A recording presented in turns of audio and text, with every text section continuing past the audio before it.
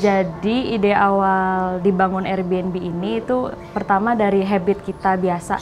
Jadi kita pernah traveling ke Jepang, terus rata-rata tuh di Jepang itu banyak hospitality yang untuk travelers gitu. Jadi kita adopt yang kita pernah experience di Jepang sebagai contoh tempat kita pernah travel, terus kita bawa ke sini dengan cara kita sendiri gitu.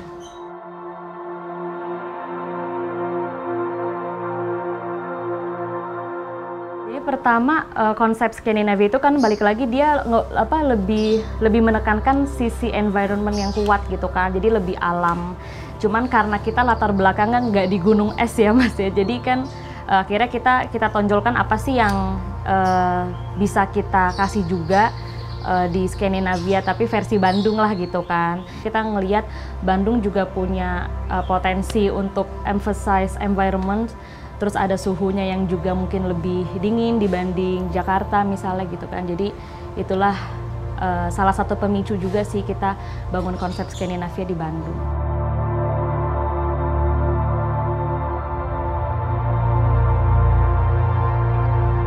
Bukan tujuan awal kami sih mengunikkan posisi rumah ini, tapi kebetulan memang posisi rumah ini tuh sudah berada di sudut pojok gitu. Jadi dia memang udah nggak dapat entrance yang benar-benar orang itu bisa melihat itu sebagai entrance rumah gitu kan. Mungkin dari aksesnya yang akhirnya kita bikin lebih spesial gitu ya. Jadi orang kalau kesini ya itu pasti pertanyaannya kok aneh ya gitu kan. Tapi aneh leading ke hal yang baik gitu kan. Karena begitu sampai dengan rumah ini itu kita mau make sure akan lebih menyenangkan gitu dibanding kita melihat hal aneh itu dulu dari luar gitu.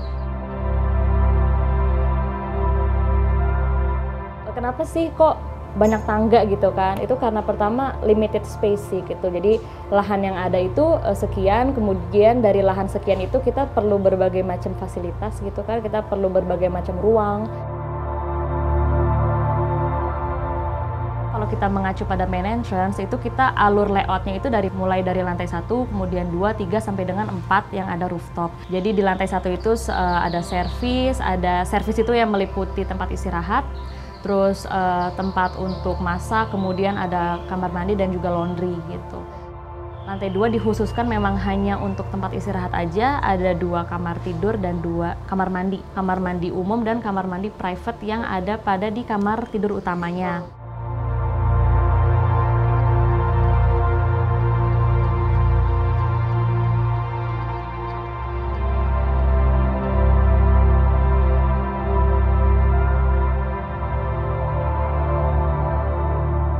Kemudian naik ke lantai 3. Lantai 3 inilah yang isinya pokok-pokok aktivitas nih yang biasa paling sering tamu tuh menghabiskan waktu tuh di lantai 3. Kenapa? Karena di lantai 3 ini yang paling memberi kesan lapang, open space. Jadi dia itu ada living room atau kita biasa sebut juga family area, sama dia langsung nyampur ke area kitchen dan dining gitu.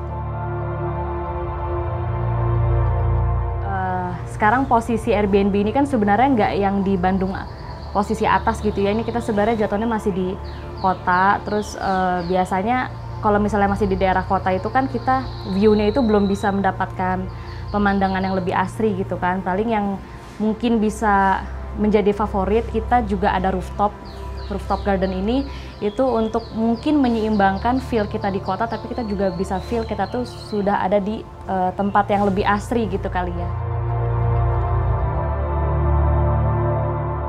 Pertama kita pengen orang kalau misalnya stay di sini itu feel home gitu kan. Dari kitchennya pun utensils yang kita provide itu lumayan lengkap. Jadi feel home itu di sini nggak hanya sekedar orang ada kitchen terus merasa seperti di rumah gitu kan. Tapi kita di sini juga kayak ada provide rice cooker, bahkan small utensils kayak pokoknya semua panci, semua apa yang sekiranya biasa kalian masak di rumah itu ada, di sini juga kita usahakan ada sih gitu.